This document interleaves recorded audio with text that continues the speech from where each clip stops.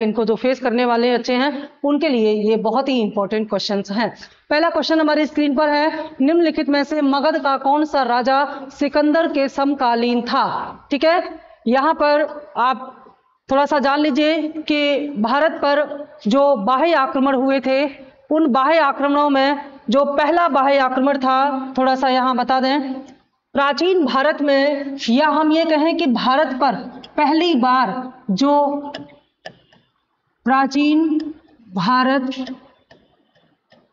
में जो विदेशी आक्रमण हुए थे, ठीक है, जो विदेशी आक्रमण हुए थे उनमें पहला विदेशी आक्रमण भारत पर जो किया था वो ईरान द्वारा किया गया था। ठीक है, ईरान, या ईरान को ही और क्या बोलते हैं, ईरान को ही बोलते हैं पर्शिया या फारस। तो ईरान से भारत पर ये जो आक्रमण किया गया था, ये जो एक तरह से हम कह सकते हैं कि भारत पर होने वाला पहला विदेशी आक्रमण था, और ये दारा प्रथम या डेरियस द्वारा किया गया था। ठीक है, दारा प्रथम ने भारत पर पहला विदेशी आक्रमण किया था, और जिस रास्ते से इसने भारत पर आक्रमण किया, बाद में उसी रास्ते को आधार बना करके यूनान ने भी भारत पर आक्रमण किया, और यूनानी शासक जो यूनान में मकदूनिया का शासक था, मकदूनिया का शासक था, कौन था मकदूनिया का शासक? सिकंदर। मकदूनिया के शासक सिकंदर ने भी इधर ही से भारत पर आक्रमण किया। सिकंदर यूनानी था, और यूनान को क्या बोलते हैं इंग्लिश में? ग्रीक। ठीक है, तो इसको ग्रीक भी बोलते हैं। तो यूनान में स्थान है मकदूनिया, यहाँ का शासक था सिकंदर, और सिकंदर ने भारत पर जब आक्रमण किया तो यह बहुत महत्वपूर्ण और जबरदस्त आक्रमण था। इससे बहुत कुछ बदला भारतीय इतिहास में। ये जो सिकंदर था, इसके बारे में थोड़ा सा जान लीजिए। सिकंदर फिलिप द्वितीय का पुत्र था। इसके पिता का नाम था फिलिप द्वितीय। ठीक है, क्या नाम था इसके पिता का नाम? फिलिप द्वितीय। थोड़ी सी जानकारी यहाँ मिल जाती है तो आपके लिए चीजें आसान हो जाती हैं। फिलिप द्वितीय का जो पुत्र था सिकंदर, इसकी अपने पिता से बहुत ज्यादा नहीं बनती थी, क्योंकि एक तरह से सिकंदर के पिता ने सिकंदर की माँ का परित्याग कर रखा था। तो सिकंदर अपनी माँ के साथ रहता था और इसके पिता अलग रहते थे। तो इसके पिता की जब मृत्यु हुई तो उसके बाद सिकंदर यहाँ का शासक बना, और जो फिलिप द्वितीय था इसने विश्व विजेता बनने का सपना देखा था। विश्व को जीतने का सपना इसके पिता ने देखा था। तो जब पिता की मृत्यु के बाद सिकंदर गद्दी पर बैठा तो सिकंदर ने अपने आप को विजेता घोषित करने के लिए, शक्तिशाली घोषित करने के लिए, क्योंकि ये ऐसा मानता था कि इसके पिता इसको अयोग्य और कमजोर मानते हैं, तो जनता में, समाज में, प्रजा में अपनी स्थिति को मजबूत करने के लिए सिकंदर ने अपने पिता के अधूरे कार्य को करने की योजना बनाई और विश्व विजेता बनने के लिए निकल पड़ा। और इसी विश्व विजेता बनने की चाहत में सिकंदर ने एक के बाद एक अपने युद्ध अभियान किए, और इसी समय ईरान में हकामनी साम्राज्य पर इसने अटैक किया।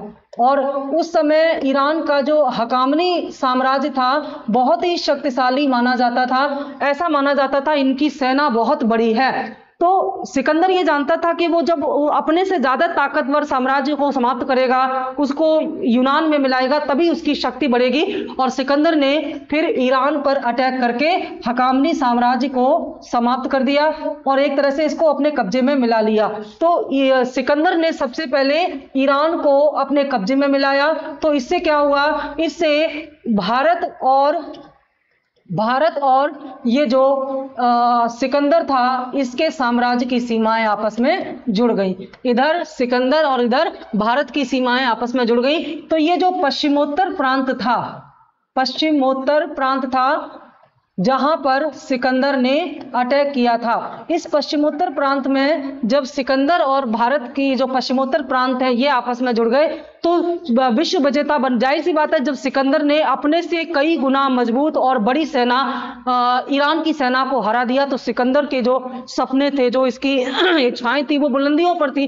तो सिकंदर अपने इस सपने को और आगे बढ़ाना चाहता था, और वहां से भारत की सीमाएं नजदीक होने के कारण और इस क्षेत्र में पश्चिमोत्तर प्रांत में भारत में जो राजनीतिक अस्थिरता थी, कैसे आपस में राजा लड़ रहे थे, आम्बी और पोरस की लड़ाई आपने सुनी होगी, तो इसका लाभ उठा करके सिकंदर ने भारत को जीतने की योजना भी बनाई।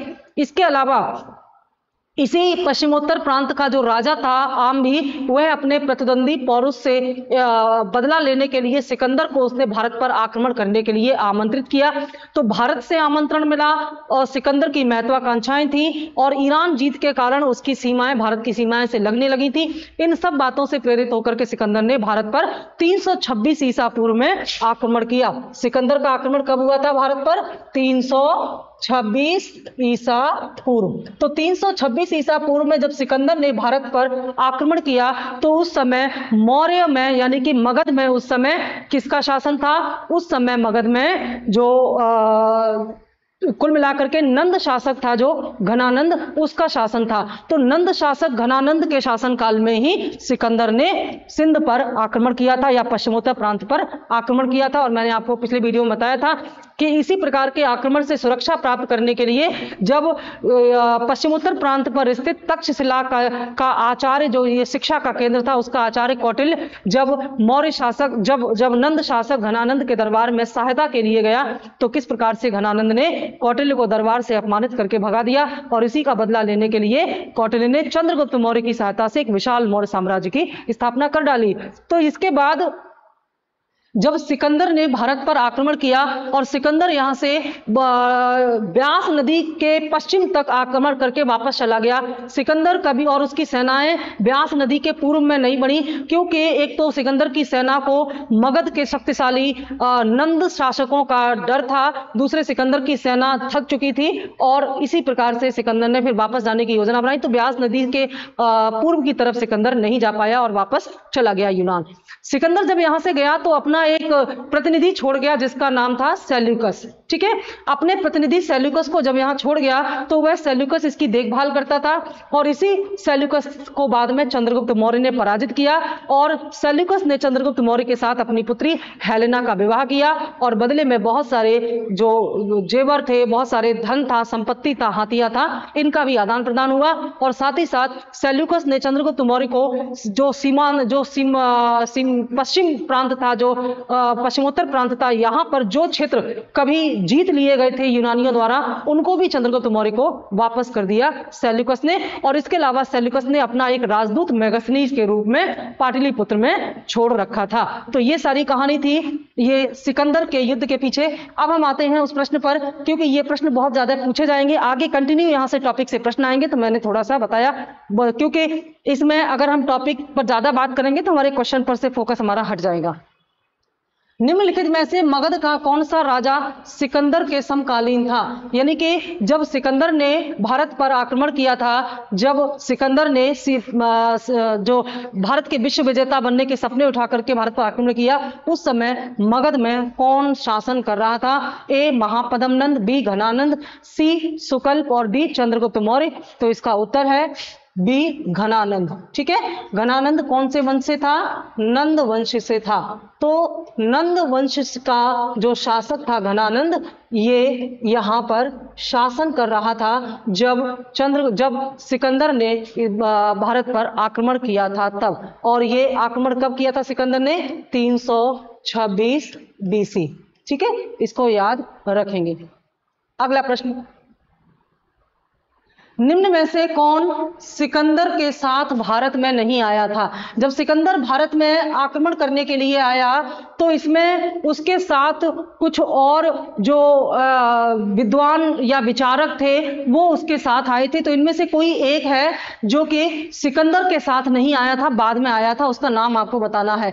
ए नियार्कस, बी आने सिक्रिट्स, सी डायमेकस और डी अरिस्टोबुलस। इसका सही उत्तर है सी डायमेकस, क्योंकि डायमेकस बाद में आया था, और डायमेकस जो है ये बिंदुसार के दरबार में आया था। बिंदुसार के दरबार में आया था। बिंदुसार कौन था? बिंदुसार मौर्य शासक था।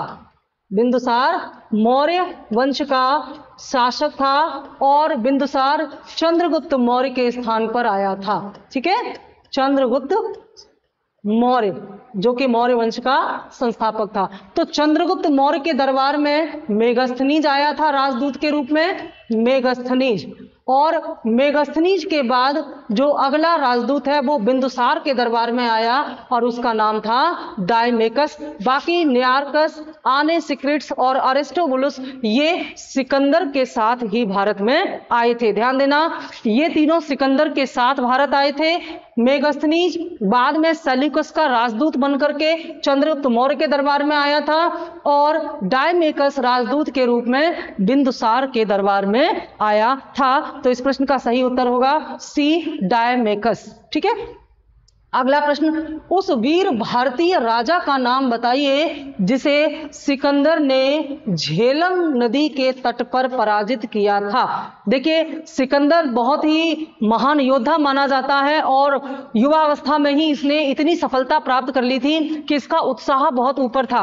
तो ऐसे में सिकंदर के भारत पर आक्रमण करने के और बहुत सारे कारण थे, लेकिन उनमें से एक महत्वपूर्ण कारण यह भी था कि उस समय इस पश्चिमोत्तर प्रांत में जो राजा थे वे स्थिर नहीं थे और राजनीतिक प्रधानता के कारण ये आपस में ही लड़ते रहते थे।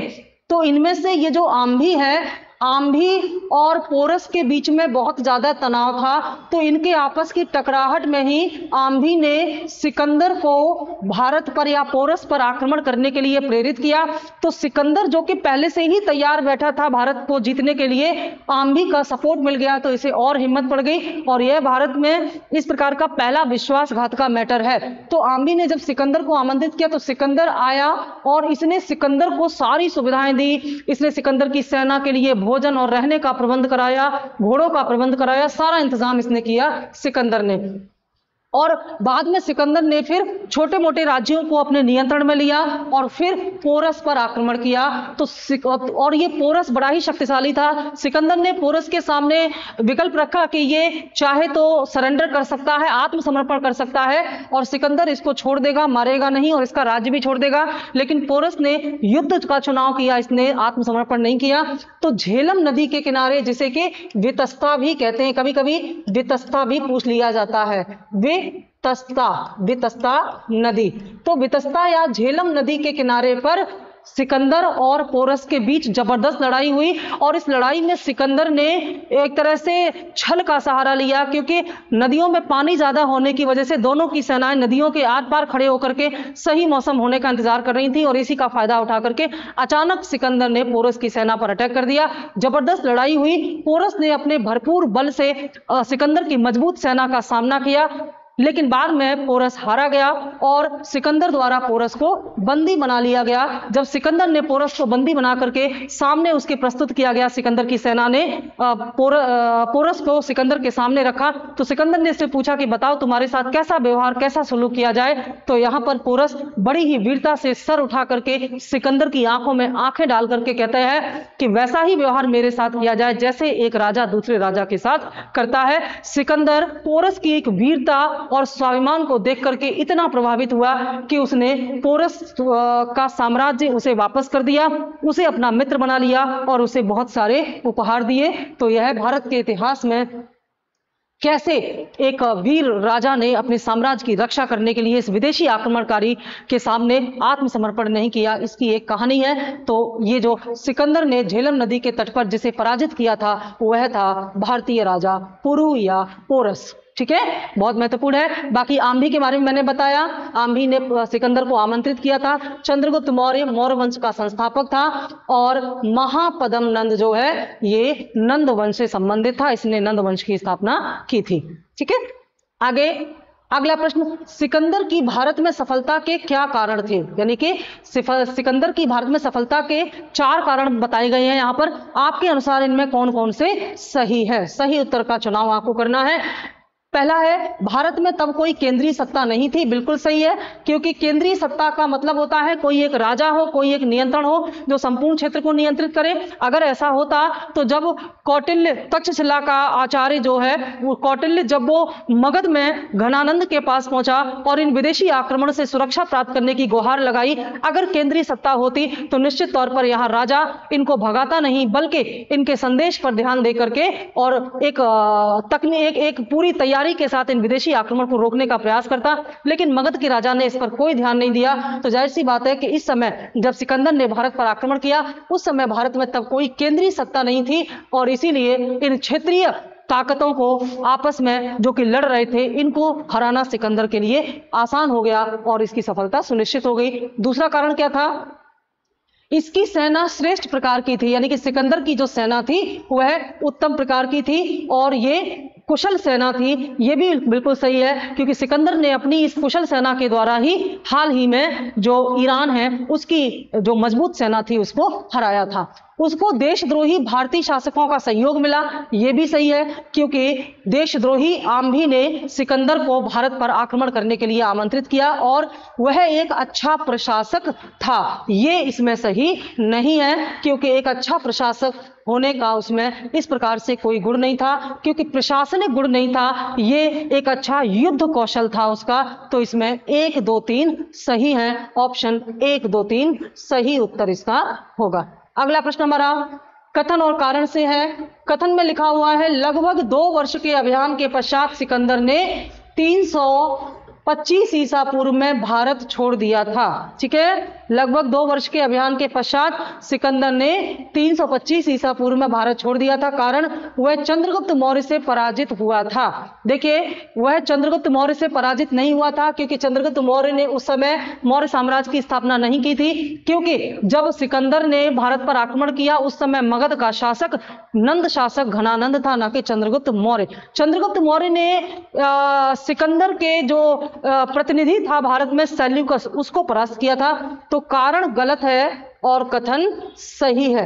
ठीक है, ये 2 साल के बाद वापस चला गया था, ब्यास नदी के पूर्व की तरफ सिकंदर नहीं बढ़ा था। तो इसमें ए सही है, आर गलत है। Option C is right answer.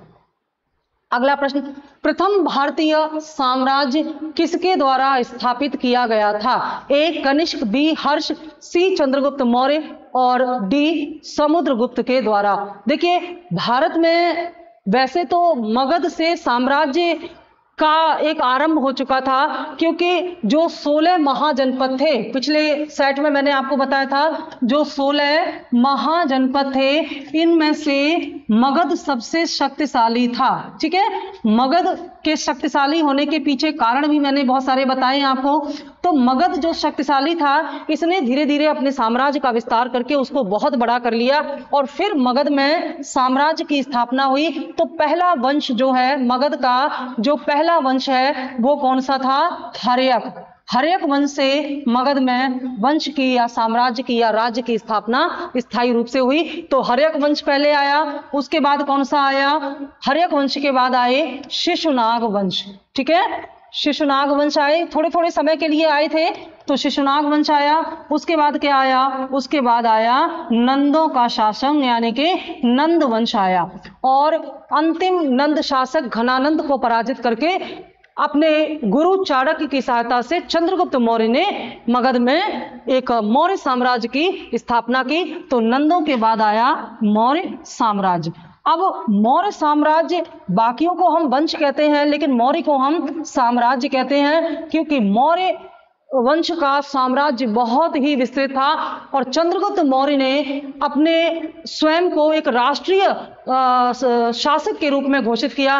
Bharat का पहला राष्ट्रीय शासक भी चंद्रगुप्त मौर्य ही माना जाता है और चंद्रगुप्त मौर्य द्वारा स्थापित मौर्य साम्राज्य भी भारत का पहला एक प्रकार से साम्राज्य माना जाता है। तो यहाँ हमारा उत्तर हो जाएगा चंद्रगुप्त मौर्य, क्योंकि चंद्रगुप्त मौर्य ने जिस प्रकार से अपने साम्राज्य की सीमाओं का विस्तार किया, इससे पहले भारत में कभी कभी ऐसा नहीं हुआ था, और एक केंद्रीय शासक के रूप में स्वयं को स्थापित किया।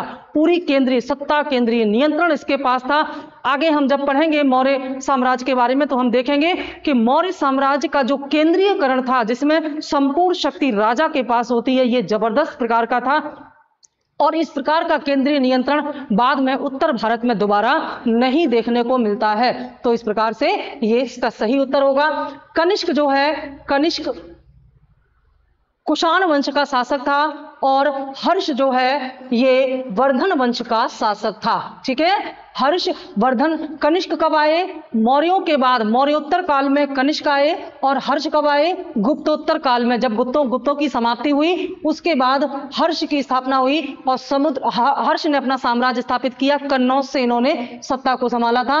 और समुद्रगुप्त जो है ये गुप्त साम्राज्य का एक महत्वपूर्ण शासक है। तो कुल मिलाकर के भारत के प्राचीन या पहले भारतीय साम्राज्य की स्थापना किसने की? चंद्रगुप्त मौर्य ने की थी। बहुत महत्वपूर्ण है ये।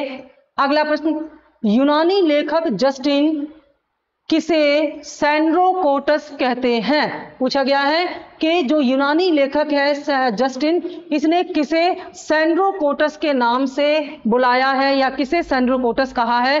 चंद्रगुप्त मौर्य, चंद्रगुप्त प्रथम, चंद्रगुप्त द्वितीय, समुद्रगुप्त। इसका सही उत्तर होगा ए, चंद्रगुप्त मौर्य। ठीक है, चंद्रगुप्त मौर्य जो है ये यूनान के साथ इसके संबंध थे। यूनानी जो राजदूत है सेल्यूकस, इसको इसने परास्त किया था। तो यूनानी लेखों में और यूनानी लेखकों ने चंद्रगुप्त मौर्य का खूब वर्णन किया है अपने लेखों में, और यहीं पर चंद्रगुप्त मौर्य को एक जिस नाम से बुलाया है वो है सैंड्रोकोटस। बहुत महत्वपूर्ण है ये, कई बार पूछा जाता है ये प्रश्न। ठीक है, सैंड्रोकोटस से चंद्रगुप्त मौर्य की पहचान किसने की? यानी कि इस बात की खोज किसने की कि यूनानी लेखक या यूनानी लेखक जस्टिन ने चंद्रगुप्त मौर्य को सैंड्रोकोटस कहा है। इस बात की पहचान सबसे पहले इनमें से किसने की? A, William Jones, B, V Smith, C, R K Mukherjee, और डी, डी आर भंडारकर। सही उत्तर होगा ए, विलियम जोन्स ने। सबसे पहले विलियम जोन्स ने यह कहा कि यूनानी जो है या यूनानी लेखक जो जस्टिन है उसने जिसे सैंड्रोकोटस कहा है, सैंड्रोकोटस का मतलब चंद्रगुप्त मौर्य है। इस बारे में पता लगाने वाले जो पहले व्यक्ति थे, जो कि एक अंग्रेज था, विलियम जोन्स था। ठीक है, नेक्स्ट प्रश्न, सेल्यूकस जिसको अलेक्जेंडर द्वारा सिंध एवं अफगानिस्तान का प्रशासक नियुक्त किया गया था, इसे किस भारतीय राजा ने हराया था? अलेक्जेंडर मतलब सिकंदर। ठीक है, तो सिकंदर ने, यहां से एक प्रश्न ये भी निकल के आता है कि सिकंदर ने किसे अफगानिस्तान और सिंध का प्रशासक नियुक्त किया था? तो मैंने आपको बताया कि जब सिकंदर यहां से वापस जा रहा था तो सेल्यूकस को अपने द्वारा जीते गए क्षेत्रों का प्रशासक बना करके वह वापस यूनान चला गया। तो बाद में किस भारतीय राजा ने फिर इस सेल्यूकस को हराया? ए, समुद्रगुप्त, बी, अशोक, सी, बिंदुसार, डी, चंद्रगुप्त। तो वो था चंद्रगुप्त मौर्य। डी सही उत्तर होगा।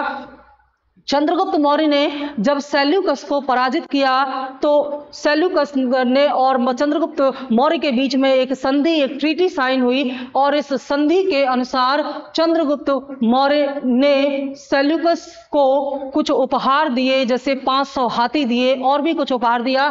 और उसके बाद सेल्यूकस ने पश्चिमोत्तर प्रांत में 5 प्रांत चंद्रगुप्त मौर्य को सौंप दिए, और अपनी पुत्री हेलेना का विवाह जो है वो चंद्रगुप्त मौर्य से कर दिया। ये भारत में होने वाली पहली इंटरनेशनल मैरिज थी, पहली अंतरराष्ट्रीय शादी थी, जो कि यहाँ पर चंद्रगुप्त मौर्य और यूनान की राजकुमारी हेलेना के बीच में हुई है। इसके अलावा सेल्यूकस ने अपने बहुत सारे प्रांत भी इनको सौंप दिए, और इन सब के अलावा अपना एक राजदूत जो है जिसका नाम था मेगास्थनीज, ठीक है, मेगास्थनीज को भी चंद्रगुप्त मौर्य के दरबार में भेजा और ये चंद्रगुप्त मौर्य के दरबार में रहा। बाद में इसी ने एक अपना जो पुस्तक है वो लिखी जिसका नाम है इंडिका। तो इंडिका में चंद्रगुप्त मौर्य के राज्य और प्रशासन के बारे में बहुत विस्तार से बताया है। चंद्रगुप्त मौर्य के बारे में जानकारी का बहुत महत्वपूर्ण स्रोत है ये इंडिका और अर्थशास्त्र। इन दोनों से चंद्रगुप्त मौर्य और मगध में मौर्य वंश की स्थापना के बारे में बहुत ही महत्वपूर्ण जानकारियां हमें मिलती हैं। तो ये विवाह संधि हुई इन दोनों के बीच में, तो इसका सही उत्तर है इस हमारे प्रश्न का ऑप्शन डी। ठीक है, नेक्स्ट, किसके ग्रंथ में चंद्रगुप्त मौर्य का विशिष्ट रूप से वर्णन किया गया है? यानी कि इनमें से किसका कौन सा ग्रंथ है जिसमें चंद्रगुप्त मौर्य के बारे में जानकारी दी गई है विस्तार से? ए भास, बी शूद्रक, सी विशाख दत्त और डी अश्वघोष। तो सही उत्तर होगा विशाख दत्त द्वारा लिखित मुद्रा राक्षस।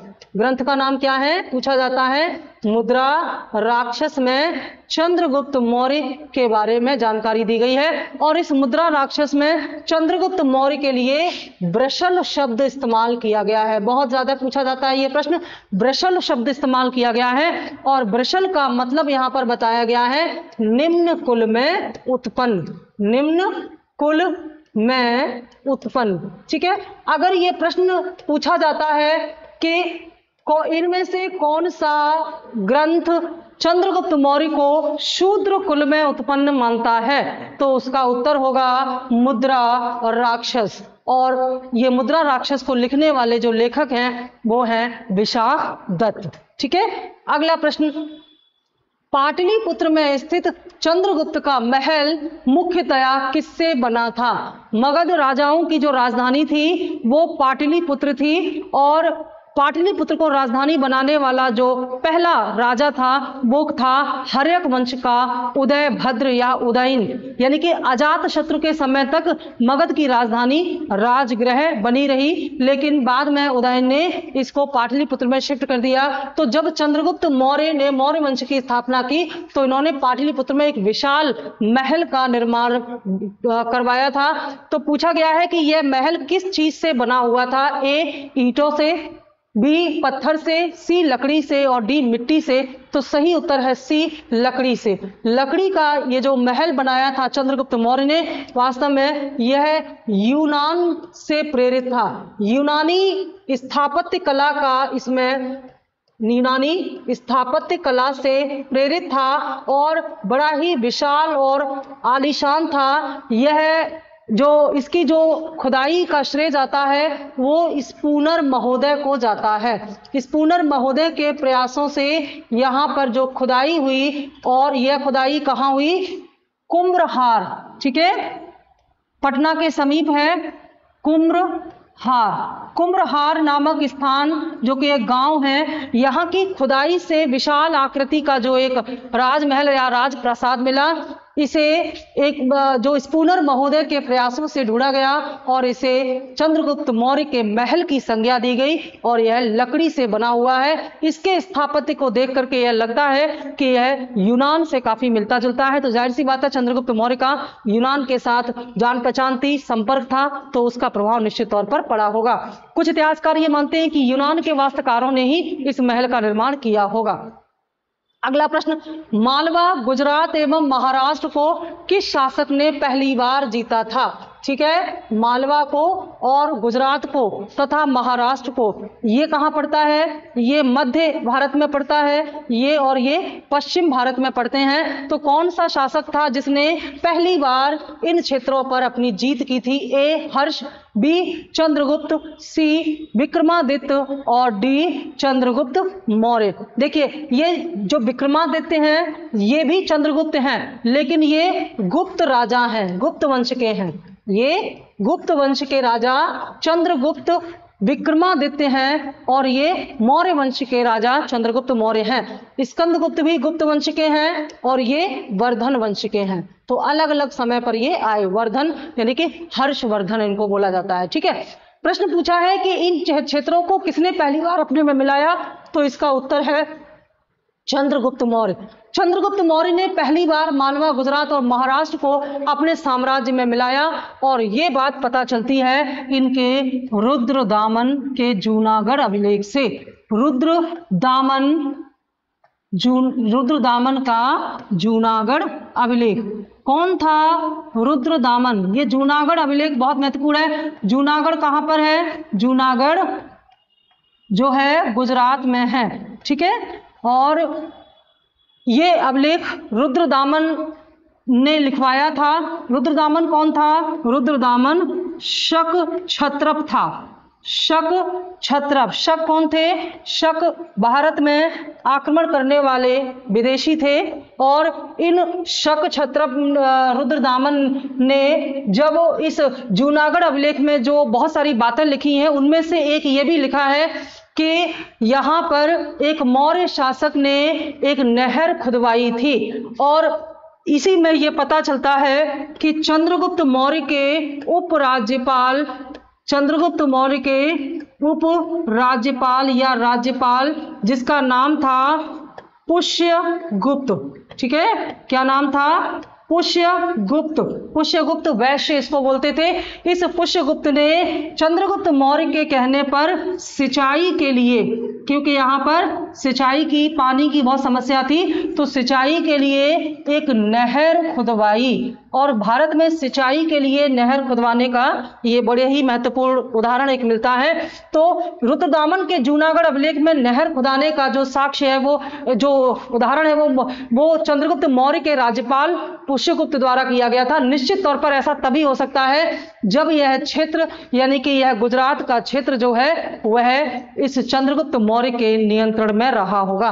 तो कुल मिलाकर के चंद्रगुप्त मौर्य इसका सही उत्तर है। इन क्षेत्रों को पहली बार चंद्रगुप्त मौर्य ने ही अपने साम्राज्य में मिलाया और चंद्रगुप्त मौर्य का साम्राज्य बहुत बड़ा था। हम इसको एक बार मैप में देख लेते हैं कि चंद्रगुप्त मौर्य का साम्राज्य कहां से कहां तक था। इस मैप से बहुत सारी चीजें हम क्लियर कर लेते हैं। यह है हमारा चंद्रगुप्त मौर्य का साम्राज्य और चंद्रगुप्त मौर्य के इस साम्राज्य में ये जो आप देख रहे हैं, हेरात, काबुल, कंधार, बलूचिस्तान और ये मकरान, ये 5 क्षेत्र जो हैं, यही वो 5 क्षेत्र हैं जिन्हें सेल्यूकस ने चंद्रगुप्त मौर्य को तब सौंपा जब चंद्रगुप्त मौर्य ने सेल्यूकस को युद्ध में हराया और दोनों के बीच में संधि समझौता हुआ। और इसी समझौते के बाद सेल्यूकस ने इन 5 क्षेत्रों को, जिस पर के सेल्यूकस का नियंत्रण था, देखिए ये थी वो सीमा भारत की, और ये जो उस समय भारत का विस्तार काफी दूर तक हो रखा था। तो ये सारी चीजें जो हैं, ये सारे क्षेत्र जो हैं, ये सेल्यूकस ने संध के अनुरूप किसको दे दिए? चंद्रगुप्त मौर्य को। चंद्रगुप्त मौर्य का जो शासन था वो कहां पर केंद्रित था? मगध में। मौर्य शासन का केंद्र कहां था? मगध में। तो मगध से इतनी दूर ये सारे क्षेत्र अब किसके नियंत्रण में आ गए? चंद्रगुप्त मौर्य के नियंत्रण में आ गए। और पूर्वी सीमा इसकी कहां तक जाती थी? बंगाल तक। उत्तरी सीमा कहां तक जाती थी? उत्तरी सीमा जाती थी हिंदकुश तक। तो उत्तर में हिंदकुश से लेकर के पूर्व में बंगाल तक या बंग तक, और पश्चिम में सीमांत प्रांत बिल्कुल जहां आपका हेरात, काबुल और कंधार है, मकरान है, यहां तक चंद्रगुप्त मौर्य का साम्राज्य हुआ करता था। दक्षिण में थोड़ा सा, ये जो अभी हम बात कर रहे थे मालवा की और ये जो महाराष्ट्र और सौराष्ट्र की, ये सारा क्षेत्र भी चंद्रगुप्त मौर्य के दरबार में शामिल था, चंद्रगुप्त मौर्य के साम्राज्य में शामिल था। ये हमको कुछ इतिहासकार इसमें संदेह करते हैं, लेकिन ये जो रुद्रदामन का जो जूनागढ़ अभिलेख है इससे पता चलता है। ये दक्षिण भारत में जो मैसूर है, ये चंद्रगुप्त मौर्य के साम्राज्य का हिस्सा था। ये हमें पता चलता है जब चंद्रगुप्त मौर्य जब मगध में एक तरह से 12 वर्ष का अकाल पड़ा था, तो चंद्रगुप्त मौर्य जो एक जैन अनुयायी थे जिनका नाम था भद्रबाहु, तो भद्रबाहु के साथ चंद्रगुप्त मौर्य जो है वे दक्षिण भारत चले गए थे, ऐसा पता चलता है। और दक्षिण भारत में मैसूर में जगह है श्रवणबेलगोला। ये कहाँ पड़ता था? कर्नाटक में। श्रवणबेलगोला, श्रवणबेलगोला में ही चंद्रगुप्त मौर्य ने क्या किया था? संलेखना के द्वारा अपने प्राण त्याग दिए थे। यह जैन धर्म में एक ऐसी नियम है जिसमें उपवास के द्वारा प्राण त्याग दिए जाते हैं। तो चंद्रगुप्त मौर्य एक जैन अनुयायी था और उसने संलेखना ली थी, तो यहीं पर चंद्रगुप्त मौर्य की मृत्यु हुई थी, श्रवणबेलगोला। तो ऐसा माना जाता है कि चंद्रगुप्त मौर्य का जो साम्राज्य था वह दक्षिण में मैसूर या कर्नाटक तक विस्तृत रहा था, क्योंकि अगर ऐसा नहीं होता तो चंद्रगुप्त मौर्य श्रवणबेलगोला में जाकर के संलेखना नहीं करते। निश्चित तौर पर यह क्षेत्र भी उनके साम्राज्य का ही हिस्सा था। तो यहां पर मैप के माध्यम से आपने बहुत सारे प्रश्नों के उत्तर जान लिए। पूछा जाता है कि जब चंद्रगुप्त मौर्य और सेल्यूकस के बीच में युद्ध हुआ था तो उसमें चंद्रगुप्त मौर्य को सेल्यूकस से कौन कौन से क्षेत्र प्राप्त हुए थे? तो ये जो हेरात है, काबुल है, कंधार है, बलूचिस्तान है, मकरान है। कितने हो गए? 5 क्षेत्र। ये 5 क्षेत्र सेल्यूकस ने संधि के मुताबिक चंद्रगुप्त मौर्य को सौंपे थे। तो ये पहली बार ऐसा हुआ था कि ये जो भारत के पश्चिमोत्तर प्रांत के पश्चिम के क्षेत्र भी भारत के क्षेत्र में आ गए थे, और इस प्रकार से चंद्रगुप्त मौर्य भारत के सबसे विशाल साम्राज्य का राजा बना और इसका नियंत्रण मगध से किया जाता था। ठीक है, ये बहुत महत्वपूर्ण है। अभी प्रश्न आएंगे सौराष्ट्र, यह भी चंद्रगुप्त मौर्य के अधिकार क्षेत्र में आता है, और इस क्षेत्र में जो है पश्चिमी क्षेत्र में यहां शकों का शासन था, लेकिन चंद्रगुप्त मौर्य ने शकों को परास्त करके यहां पर भी अपना नियंत्रण किया। ये रुद्रदामन के जो अभिलेख है, जूनागढ़ अभिलेख है, उससे पता चलता है। चलते हैं अगले प्रश्न की ओर। जल की आवश्यकता को ध्यान में रखते हुए, जल की आवश्यकता को ध्यान में रखते हुए जिस प्रथम शासक ने गिरनार क्षेत्र में एक झील का निर्माण कराया वह कौन था? ए चंद्रगुप्त मौर्य, बी अशोक, सी रुद्रदामन, डी स्कंदगुप्त। तो सही उत्तर होगा ए चंद्रगुप्त मौर्य। देखिए, ये जो घटना है कि चंद्रगुप्त मौर्य ने एक झील का निर्माण कराया, ठीक है, और ये झील वास्तव में नहर नुमा थी। अगर नहर भी लिख करके आएगा तो भी प्रश्न का उत्तर यही होगा। चंद्रगुप्त मौर्य ने एक झील या नहर का निर्माण कराया। कहां पर कराया? गिरनार पहाड़ियों पर, गिरनार क्षेत्र में। और ये कहां आता है? ये सौराष्ट्र में आता है। ठीक है, ये सौराष्ट्र क्षेत्र में आता है। तो सौराष्ट्र में स्थित गिरनार पहाड़ियों पर चंद्रगुप्त मौर्य ने एक नहर या झील जो बनवाई थी, वह किसने बनाई थी? चंद्रगुप्त मौर्य का राज्यपाल था यहां पर सौराष्ट्र में। चंद्रगुप्त मौर्य के जो राज्यपाल, उसका नाम था पुष्यमित्र वैश्य। क्या नाम था? पुष्यमित्र वैश्य। पुष्यमित्र वैश्य ने यहां पर चंद्रगुप्त मौर्य के कहने पर एक नहर या झील बनवाई।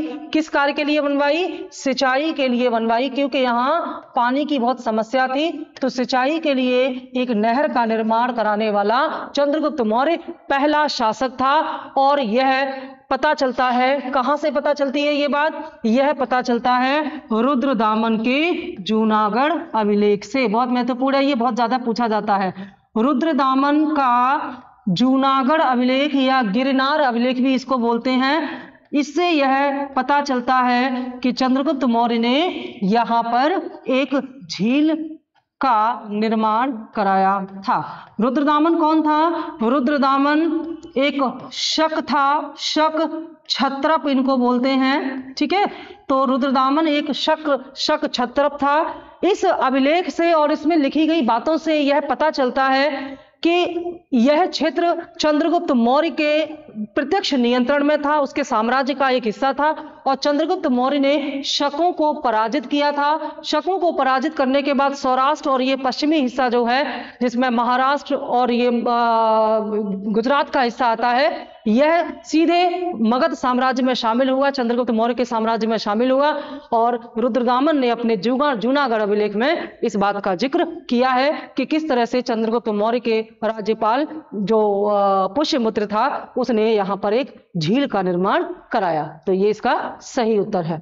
अगला प्रश्न, किस अभिलेख से यह प्रमाणित होता है कि चंद्रगुप्त का प्रभाव पश्चिम भारत तक फैला हुआ था। अभी अभी हमने व्याख्या की इस प्रश्न की, उसी व्याख्या से इस प्रश्न का उत्तर निकलेगा कि पश्चिम भारत तक चंद्रगुप्त मौर्य का नियंत्रण था। अभी मैप में हमने देखा कि सौराष्ट्र भी चंद्रगुप्त मौर्य के साम्राज्य का ही हिस्सा था। यह कैसे पता चलता है?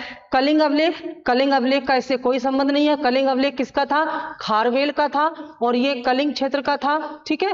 और कलिंग चंद्रगुप्त मौर्य के साम्राज्य का हिस्सा नहीं था। कलिंग को बाद में अशोक ने जीत करके मौर्य साम्राज्य में मिलाया था। तो कलिंग का या खारवेल का कलिंग अभिलेख, इसके बारे में कोई जानकारी नहीं देता।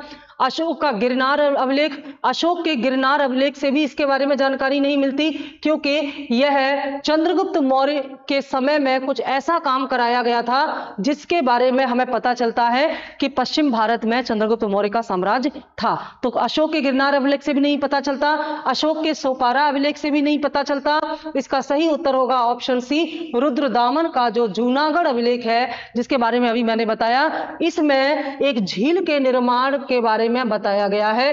और यह बताया गया है कि चंद्रगुप्त मौर्य के राज्यपाल पुष्यगुप्त वैश्य ने सौराष्ट्र में गिरनार पहाड़ियों पर एक झील का निर्माण कराया, सिंचाई के लिए नहर का निर्माण कराया। इससे यह पता चलता है कि यह क्षेत्र चंद्रगुप्त मौर्य के प्रभाव में था। और यह रुद्रदामन मैंने बताया एक शक क्षत्रप था। निश्चित तौर पर इस क्षेत्र में शकों को परास्त करके ही चंद्रगुप्त ने इसे अपने नियंत्रण में लिया, और बाद में वहां कृषि की समस्या का समाधान करने के लिए झील या नहर का निर्माण कराया था। नेक्स्ट प्रश्न, किसके शासन काल में मेगस्थनीज भारत आया था? तो मेगस्थनीज के बारे में हम बात कर चुके हैं पीछे कि चंद्रगुप्त मौर्य के दरबार में मेगस्थनीज आया था। और मेगस्थनीज कौन था? मेगस्थनीज एक यूनानी राजदूत था। कौन था? यूनानी राजदूत था।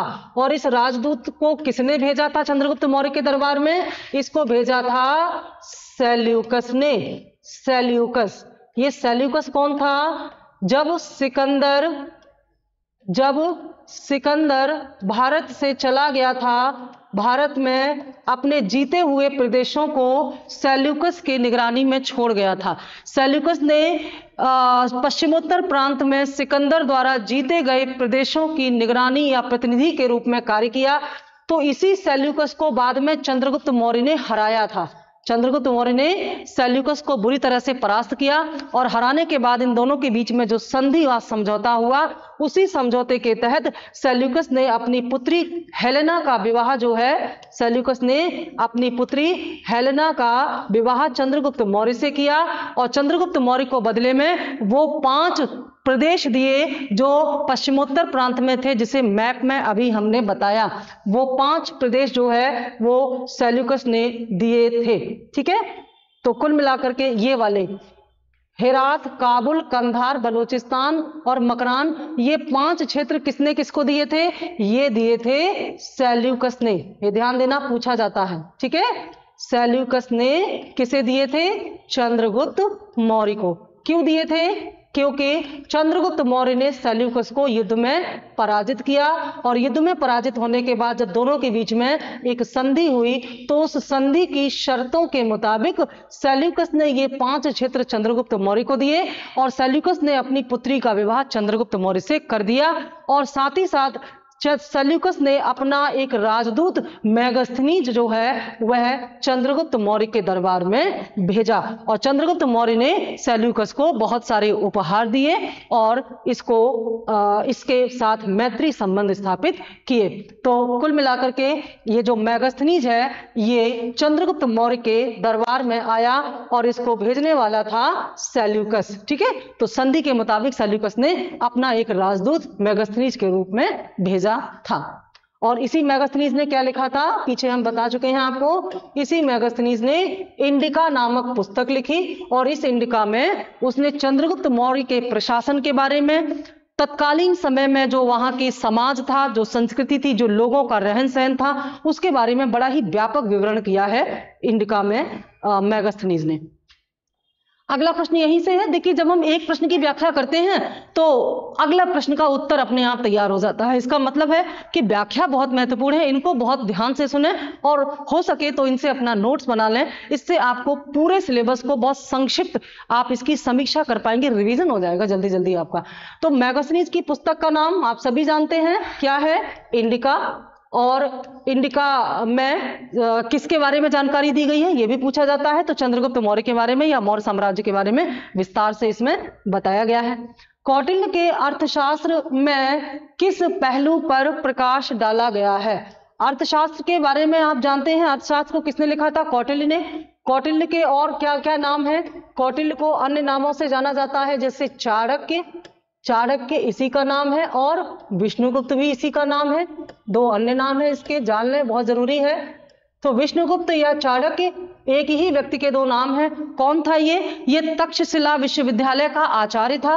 तक्षशिला कहाँ था? जो महाजनपद था हमारा गांधार, जो कि पश्चिमोत्तर प्रांत में स्थित था, उस गांधार महाजनपद की राजधानी थी तक्षशिला।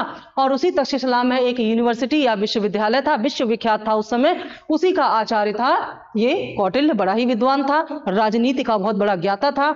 तो यह जो कौटिल्य है, इसने जब चंद्रगुप्त मौर्य के समर्थन से चंद्रगुप्त मौर्य को ट्रेंड किया, ट्रेनिंग दी, और उसके बाद नंदों को पराजित करके एक मौर्य साम्राज्य की स्थापना की। तो उसके बाद चंद्रगुप्त मौर्य ने इसे प्रधानमंत्री बनाया अपने मौर्य साम्राज्य का। ये मौर्य साम्राज्य का पहला प्रधानमंत्री था, पीएम बना वहां का। और उसके बाद इसने मौर्य साम्राज्य के संचालन पर और मौर्य साम्राज्य की व्यवस्था पर, प्रशासन पर एक किताब लिखी जिसका नाम था अर्थशास्त्र। तो अर्थशास्त्र का संबंध किससे था? प्रशासन। और प्रशासन क्या होता है? वास्तव में प्रशासन का संबंध राजनीति से होता है। तो इसमें यह बताता है कि कैसे राजनीतिक नीतियां क्या होनी चाहिए, एक राजा को कैसे काम करना चाहिए, राज्य क्या होता है और राज्य का संचालन कैसे होता है। तो अर्थशास्त्र में कौटिल्य ने राज्य के संचालन के लिए जिन 7 बातों को बताया है, उन्हें राज्य के साप्तांग सिद्धांत कहते हैं। बहुत महत्वपूर्ण है, राज्य के साप्तांग सिद्धांत। साप्तांग सिद्धांत का मतलब होता है कि ये जो 7 अंग हैं, इनके बिना राज्य का संचालन नहीं हो सकता। चलिए देखते हैं कौन से हैं ये 7 अंग। तो इसमें ये बताता है कि एक राजा होना चाहिए, क्योंकि राजा के बिना तो कुछ हो ही नहीं सकता। और राजा शक्तिशाली होना चाहिए, प्रतिभावान होना चाहिए। राजा के बहुत सारे गुण बताता है कौटिल्य कि राजा कैसा हो, कैसे अपनी जनता को नियंत्रण में रखे, एक अच्छा कुशल प्रशासक हो। तो राजा हो, और क्या हो? अमात्य हो, अमात्य होने चाहिए। अमात्य कौन होते हैं? अमात्य मंत्रीगण होते हैं, जैसे आज कैबिनेट मंत्री होते हैं ना, उच्च स्तर के मंत्री जो प्रधानमंत्री के नजदीक होते हैं और कैबिनेट में के सदस्य होते हैं, ये और प्रधानमंत्री मिलकर के जो है पूरा निर्णय लेते हैं, उस पर विचार करते हैं किसी भी मुद्दे पर। तो अमात्य राजा के सबसे करीबी मंत्री होते हैं और ये राजा को निर्णय लेने में, फैसला लेने में सहायता करते हैं। इनकी बहुत बड़ी जिम्मेदारी होती है। और अमात्यों को भी बहुत ज्यादा योग्य होना चाहिए। कहीं कहीं अमात्यों की तुलना जो है हम यहाँ पर सचिव से करते हैं। वर्तमान जो सचिव होते हैं, जैसे शिक्षा सचिव है, स्वास्थ्य सचिव है, तो ये मंत्रीगणों को महत्वपूर्ण जानकारी देते हैं, क्योंकि ये पढ़े लिखे होते हैं, योग्य होते हैं। जैसे सीनियर आईएएस ऑफिसर आज के समय में सचिव बनता है, वैसे ही मोस्ट सीनियर मिनिस्टर्स को अमात्य बनाया जाता था। ठीक है। इसके अलावा जनपद होना चाहिए। जनपद क्या होता है? जनपद का मतलब होता है वह भौगोलिक क्षेत्र जो पूरी तरह संप्रभु हो, यानी कि राज्य की सीमाएं स्पष्ट होनी चाहिए और उसका नियंत्रण राजा के पास होना चाहिए। तो एक ऐसा क्षेत्र जिस पर जो राजा का पूरा नियंत्रण हो, जनपद होना चाहिए। और क्या होना चाहिए? कोष होना चाहिए। कोष का मतलब क्या होता है? फंड, यानी कि बिना पैसे के तो कुछ नहीं हो सकता, पैसा भी बहुत जरूरी है। और फंड के बारे में कौटिल्य ने बड़ा विस्तार से बताया है। कौटिल्य कहता है कि राज्य रूपी जहाज तभी तक सही सलामत रह सकता है जब तक कि फंड रूपी धुरी अपनी जगह पर हो। अगर यह धुरी निकल जाए तो जहाज डूब जाएगा। तो राजा को सबसे ज्यादा ध्यान अपने कोष या राजकोष पर देना चाहिए और अच्छे से पर्याप्त राजकोष हो, इसके लिए सरकार को, राजा को क्या करना चाहिए? इसके लिए राजा को टैक्स लगाने चाहिए। ठीक है, ये बोलता है ये, इसके लिए राजा को टैक्स लगाना चाहिए। तो राजा जब इसमें टैक्स लगाएगा तो जाहिर सी बात है राजा को सबसे ज्यादा ध्यान कोष या फंड पर देना चाहिए, यानी कि राजा को अपने राजकोष को भरने के लिए टैक्स लगाने चाहिए। भारत में टैक्स के बारे में, और या हम कहें कि दुनिया में टैक्स के बारे में सबसे पहला विचार जो है वो इन्होंने कौटिल्य ने ही दिया था अर्थशास्त्र में। देखिए, अर्थशास्त्र का मूल विषय तो राजनीतिक नीतियां थी, क्योंकि अर्थशास्त्र मौर्यकालीन प्रशासन पर लिखा गया एक ग्रंथ है। और लेकिन इनका संचालन कैसे हो, यानी कि एक राज्य का संचालन कैसे हो, उसके लिए 7 महत्वपूर्ण बातों की आवश्यकता पर बल दिया। उन्हीं में से एक था कोष या फंड। तो टैक्स लगाने की बात करता है और बजट की बात करता है ये, और कहता है, कौटिल्य कहता है कि एक राजा को इस प्रकार से टैक्स लगाना चाहिए जैसे मधुमक्खियां फूलों से रस निकालती हैं, और इस पैसे को इस प्रकार से जन कल्याण में खर्च करना चाहिए जैसे बादल बरसात करते हैं। तो एक प्रकार से यहां पर टैक्स प्रगतिशील करारोपण यानी कि प्रोग्रेसिव टैक्सेशन की बात करता है, और साथ ही साथ ये कल्याणकारी योजनाओं के माध्यम से आर्थिक समानता लाने का सिद्धांत भी देता है। बहुत ही प्रगतिशील और विकासात्मक बातें यहां पर ये अर्थशास्त्र में कौटिल्य द्वारा बताई गई हैं। 5वें स्थान पर यह कहता है, स्थान अलग अलग हो सकता है ना, यहां पर हम आपको नाम बता रहे हैं। आगे कहता है कि राज्य के संचालन के लिए और क्या चाहिए, राज्य के संचालन के लिए चाहिए, अगली चीज जो चाहिए राज्य के संचालन के लिए वो चाहिए दुर्ग। ठीक है, तो दुर्ग होना चाहिए। और दुर्ग का मतलब क्या होता है, जो वर्तमान किला होता है ना, किले कहां पर है, वर्तमान सीमा पर, यानी कि जब जहां पर राज्य की सीमा हो वहां पर बाह्य आक्रमण से बचने के लिए दुर्गों का निर्माण करना चाहिए, किलों का निर्माण करना चाहिए, ताकि बाह्य आक्रमण की स्थिति में सीमा को सुरक्षित रखा जा सके। हमारे जो चेक पोस्ट बनते हैं इस समय बॉर्डर पर, वो चेक पोस्ट कहीं ना कहीं दुर्ग से ही प्रेरित हैं, जो सीमाओं पर हमारी सुरक्षा करते हैं। ठीक है, इसके अलावा और क्या कहता है ये, अगला ये बताता है कि इसमें दंड होना चाहिए, दंड की व्यवस्था भी होनी चाहिए, यानी कि जब अगर कोई अपराध करता है, अगर कोई ऐसा काम करता है जिससे कि जो राज्य विरोधी हो, तो राजा को दंड का भी प्रावधान करना चाहिए। स्पष्ट जो दंड संहिता होती है, जैसे हमारी जो आईपीसी है वो क्या है, वो दंड विधान को बताता है, कौन से दंड, कौन से अपराध के लिए कौन सा दंड दिया जाएगा। इस प्रकार की व्यवस्था करने की बात सबसे पहले किसने की है, यह बात सबसे पहले अर्थशास्त्र में कौटिल्य द्वारा की गई है। तो दंड संहिता के बारे में कौटिल्य कहता है कि सभी अपराधों के लिए दंड व्यवस्था की क्लैरिटी होनी चाहिए। और 7वां जो है साप्तांग सिद्धांत में वो है मित्र। मित्र में कौटिल्य कहता है कि किसी राज्य के आसपास जो पड़ोसी राज्य है उनके साथ मैत्रीपूर्ण संबंध होने चाहिए, जिससे कि राज्य को सीमा पर सुरक्षा मिलती रहे और ज्यादा से ज्यादा सहयोग पड़ोसी राज्यों से मिलता रहे। तो इन 7 अंगों के साथ राज्य का संचालन हो सकता है या राज्य अच्छे से कार्य कर सकता है। यह बात राज्य के साप्तांग सिद्धांत के रूप में कौटिल्य ने अर्थशास्त्र में दी। इसीलिए ऐसा माना जाता है कि कौटिल्य सबसे पुराना और सबसे पहला प्रशासक था, सबसे पुराना एक तरह से ब्यूरोक्रेट था, और इसने इतने बेहतर तरीके से एक मैनेजमेंट अनुशासन में जो दिया है, निश्चित तौर पर इसके माध्यम से चंद्रगुप्त मौर्य को अपने राज्य संचालन में बहुत सारी सहायता मिली होगी। चलिए अगले प्रश्न की ओर चलते हैं। अगला प्रश्न है हमारा, निम्न में से किसकी तुलना मैकियावेली के प्रिंस से की जाती है। ठीक है, तो जैसे आपका जो कौटिल्य था, ये एक राजनीतिक नीति के रूप में जो इसने अर्थशास्त्र में बताया है कि एक राज्य का संचालन कैसा होना चाहिए, वैसा ही मैकियावेली ने प्रिंस नामक अपने ग्रंथ में, रचना में बताया है। तो हम जाहिर सी बात है कि मैकियावेली के प्रिंस की तुलना जो है कौटिल्य के अर्थशास्त्र से कर सकते हैं, क्योंकि अर्थशास्त्र भी राजनीति पर लिखा हुआ एक महत्वपूर्ण ग्रंथ है, या प्रशासन पर लिखा हुआ ग्रंथ है, और प्रिंस भी राजनीति पर लिखा हुआ ग्रंथ है जिसकी रचना मैकियावेली ने की थी। अगला प्रश्न, कथन चंद्रगुप्त के शासन के अंतिम काल के आसपास गंगा घाटी में दुर्भिक्ष मतलब अकाल, गंगा घाटी में अकाल पड़ने के बाद जैन साधुओं का भद्रबाहु के नेतृत्व में दक्कन की ओर बड़ी संख्या में पलायन हुआ था। यह बात बिल्कुल सही है, क्योंकि मैंने आपको बताया चंद्रगुप्त मौर्य के दरबार में चंद्रगुप्त मौर्य के समय में मगध में 12 साल का एक अकाल पड़ा, और उस अकाल से दुखी होकर के बहुत सारे जो जैन अनुयायी थे, जो वो भद्रबाहु के साथ, भद्रबाहु एक जैन एक साधु था, तो इनके साथ जो है दक्षिण में चले गए, जिनमें चंद्रगुप्त भी थे। चंद्रगुप्त भी इनके साथ चले गए थे, और ये कहां गए थे, मैंने बताया ये मैसूर में गए थे, कर्नाटक के मैसूर में श्रवणबेलगोला पर। और कारण है चंद्रगुप्त मौर्य एक साधु के रूप में जैन संघ में शामिल हुआ था। यह भी सही है, क्योंकि चंद्रगुप्त मौर्य एक जैन था और इसने यही दक्षिण भारत में ही श्रवणबेलगोला में एक समाधि मृत्यु ग्रहण की, यानी कि संलेखना का द्वारा अपने प्राण त्याग दिए। तो जाहिर सी बात है इतना कठिन व्रत वही व्यक्ति कर सकता है जो पूरी तरह से जैन साधु बन चुका हो। तो दोनों कथन सही हैं, लेकिन कारण जो है वो कथन की व्याख्या नहीं करता है। तो हमारा उत्तर होगा बी, दोनों सही हैं किंतु कथन 2 कथन 1 का सही स्पष्टीकरण नहीं है। ठीक है, व्याख्या नहीं करता लेकिन कथन सही है। लास्ट प्रश्न है, किसके शासनकाल में डायमेकस भारत आया था? ए चंद्रगुप्त मौर्य, बी बिंदुसार, सी अशोक, डी कनिष्क।